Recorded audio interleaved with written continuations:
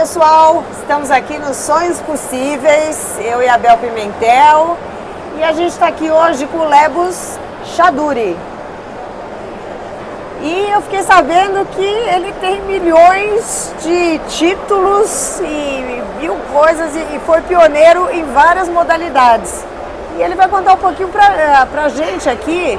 Ele também foi da vela, apesar dele ser um veloz aí, ter muita velocidade no que ele faz hoje, ele foi da vela. Como é que você começou nas águas, na verdade, né?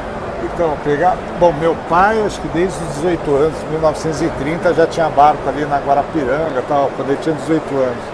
E daí ele pegou e construiu uma casa lá na frente, que era o sonho dele, falou, pô, tem que construir uma casa ali, e a gente tinha um barco na poita, na frente. Então daí, desde criança ali, junto com ele, com o barco, né? Aí eu pegava, sempre estava ali na água, inventando alguma coisa, tanto que hoje eu estou na motonáutica, mas também velejo, né? Porque acho que sempre tem aquela rixa entre velejador e pessoas. É verdade, Daí sempre tem. Andam assim, né? Separado, mas a gente tenta agregar. E daí meu primeiro veleiro que eu tive, né?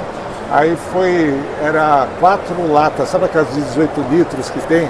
Aí ele pegou, comprou o que estava passando nas telhas, tipo um silicone. Aí eu olhei aquelas latas lá e vi o pessoal velejar, era pequenininho, né? Eu tinha acho que uns 8 anos de idade, 7, 8 anos. Aí eu amarrei as 4 latas, fiz um furo, daí eu lembro que eu peguei, era um lençol que tinha da minha avó, peguei um resto de madeira da construção, fiz uma vela e joguei na água e fui velejar. Meu Deus! Esse foi meu primeiro veleiro. E eu estava aqui com um amigo do meu pai que você conheceu e o negócio dele foi assim mesmo também. Ele pegou um lençol, pegou assim e foi velejar. Porque eu estava na frente, eu falei, pô, e aí, deu certo? Ah, deu certo nada. Eu fiquei boiando só ali, mas não andava, né?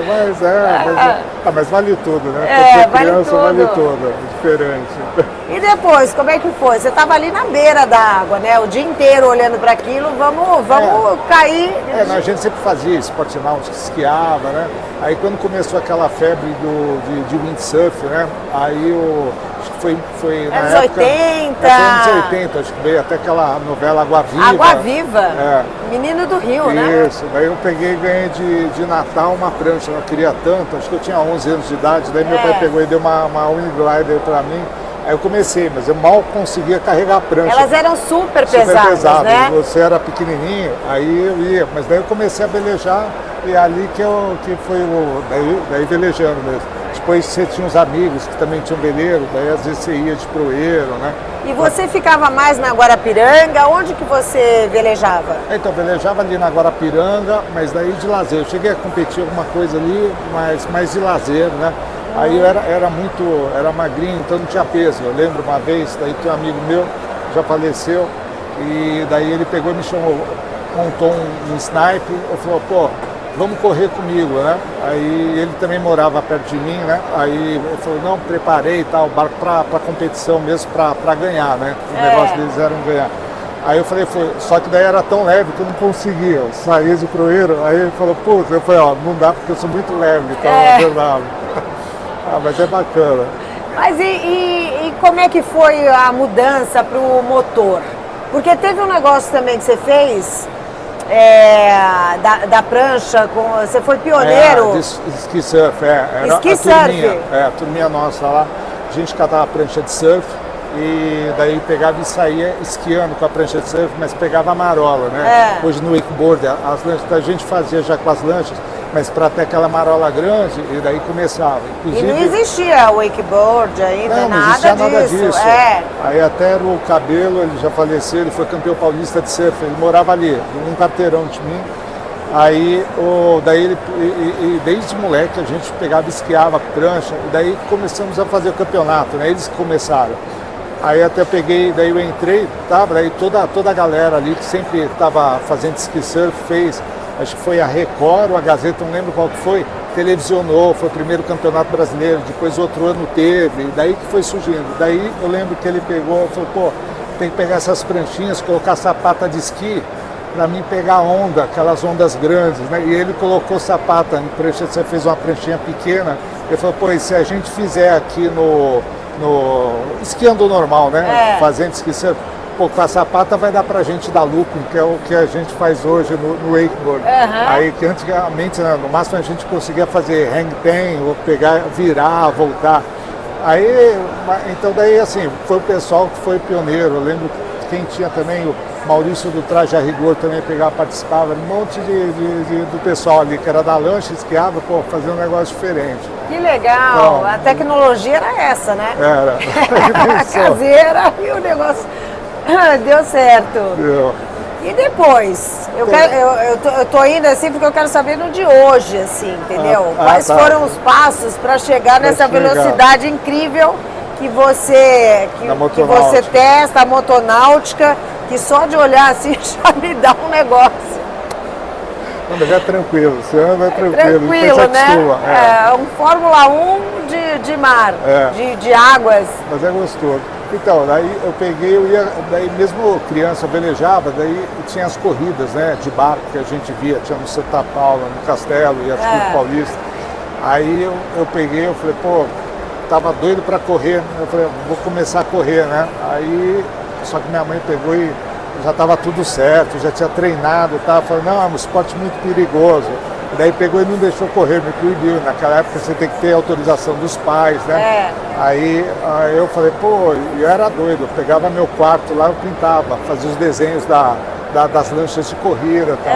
E daí eu comecei a correr de motovelocidade, que eu falei, daí eu tinha uma moto, eu falei, eu gostava de velocidade também, dos dois, de vela, de velocidade. Aí comecei a correr de motovelocidade, depois eu parei de um tempo, aí eu esqueci de barco, né? Assim, não deu o trabalho e tal, você vai correndo, né?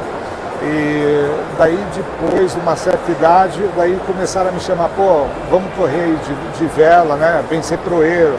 Aí eu comecei a velejar outra vez, voltei a velejar, aí depois surgiu a oportunidade, a Hobbycat. Daí você velejava a Hobbycat? Não, velejava de mini oceano, corria a semana de vela de Ilhabela e na represa eu fazia as regatas de mini oceano, né? E Hobbycat era minha paixão. Quando a gente era criança, aí tinha a turma, a gente saía de Hobbycat 16, tudo 13, 14 anos, velejava, daí 14. Até eu peguei, eu falei, pô, queria, mas eu não tinha grana, né? Daí para comprar um Hobbycat, daí teve uns que compraram, começaram uns amigos meus. Aí, pô, a gente conseguiu. Daí meu pai até falou, não, vou te dar um. Chegou na hora H, não, agora não dá pra dar, tal. Aí eu fiquei só na vontade. Mas eu gostava por causa da velocidade do Hobbycat. Né? E daí depois comecei de mini oceano, daí eu vi a classe do Hobbycat e tal. A pessoa, pô, você não quer correr de Hobbycat? Experimenta, tem barco da classe. Eu falei, legal. Daí eu comecei a correr que tinha um barco da classe. E daí eu fui atrás de comprar um para pegar e começar a correr. Comprei um barco, daí eu comecei a competir de Hobbycat. Corria também de oceano, mas daí eu foquei no Hobbycat. Daí todos os campeonatos que tinha, Paulista, todos tinham lá na represa, depois Ilhabela, daí Rio de Janeiro, a gente ia para todos os campeonatos, né? Quando pegava brasileiro e tal. Bem bacana. Que legal! E depois, vamos lá, porque hoje você é um profissional do que você hoje você tem a sua profissão, é um corredor mesmo, é um piloto, né? Até então você conciliava o seu trabalho, o que você fazia e se divertia, né? Até chegar a ser um profissional mesmo. Porque o caminho ele vai te levando. A viver disso, né? Aí ele vai te levando para isso daí. Aí eu peguei, aí teve um tempo, eu não lembro quando foi, acho que 2006, teve a virada esportiva em São Paulo, a primeira virada esportiva. Daí o secretário pegou e me chamou, que ele queria para pegar e ajudar nos esportes náuticos na represa, né? E daí para criar a virada esportiva a parte náutica. Aí eu peguei, fui lá, aí o que eu fiz? Nessa época eu velejava já de Hobbycat. E tinha um pessoal da motonáutica que eles vieram me procurar para pegar e inserir, ou no governo, alguma coisa na Guarapiranga, que naquela época eu tinha me convidado para trabalhar no governo, eu estava trabalhando no governo, era coordenador de cultura, mas daí o pessoal chamava para esporte, para outras, daí eu estava ajudando em tudo. E a motonáutica, ela surgiu quando, assim, como esporte? Ela surgiu no começo foi 1908, mais ou menos, na Inglaterra, que foi... É que tem várias vertentes que eles falam, mas lá foi o primeiro, foi um esporte olímpico. Daí eles, depois de alguns anos, eles fizeram o esporte olímpico, acho que ele ficou 2 anos como esporte olímpico, e depois pegou e cessou. Mas é bem antigo. Depois no Brasil também, daí trouxeram para o Brasil. A época áurea da motonáutica no Brasil foi acho que na década de 60 e 70, né? 80 no finalzinho. Depois parou, 90 voltou um pouco, depois ela pegou e ficou bem fraca, né? Mas antigamente era bem forte a motonáutica no Brasil. Você tinha, os pilotos eles viajavam, por exemplo, você tinha o Tony Santo Mauro, aí que ele corria na época não era a Fórmula 1, era a OM e a OP. Então, uma era com motor Mercury, a outra era com Envirose. Mas era a Fórmula 1, depois que mudaram o nome e colocaram Fórmula 1. Aí ele foi várias vezes campeão brasileiro, daí ele pegou e ia para fora, corria na Argentina. Até uma vez que fui correr na Argentina, um dos pilotos chegou, e o filho dele corria também, ele já tinha se aposentado. Tem a foto aqui de um brasileiro que eu socorri, eu era criança, numa prova de Fórmula 1, era o Tony Santo Mauro. Olha que legal! Eu estou com a foto até hoje. Daí depois você tem vários pilotos, né? Daí na década de 80, o Daí Mazzaro, até 90, até hoje ele pegou, estava correndo, né? Também foi várias vezes campeão brasileiro, daí em outra categoria. Mas essa época, onde era mais forte? Que país era mais forte na motonáutica? Todos os países eram fortes. Você pega Estados Unidos, Europa, você vai pegar na Ásia, você também tem, por exemplo, no Japão você tem a motonáutica, mas é diferente. Você tem a motonáutica normal, os barcos de competição, mas, por exemplo, no Japão você tem uns barquinhos pequenos, é que nem o jockey aqui que você tem os cavalos, lá você também tem, o pessoal entra para aposta. Então a mesma coisa do jockey tem no Japão, só que é de barco, são os barcos pequenininhos. Você tem que ser levinho, pequenininho. Isso. E daí eles fazem um circuito fechado ali, primeira largada, tal, aí vai e todo mundo na aposta, mesma coisa. Então você tem várias vertentes, né? Agora hoje assim, na América do Sul, por exemplo, depois eu corri na Argentina, a Argentina também era forte na motonáutica, ainda é. Aí e na Colômbia, hoje ela pega e está despontando. Mesmo, a Colômbia? Tanto que maior prova que tem de endurance do mundo, a mais famosa é da Colômbia. Eu já corri 3 vezes. Você corta a Colômbia, você pega o Rio Madalena, que sai ali do Amazonas, né?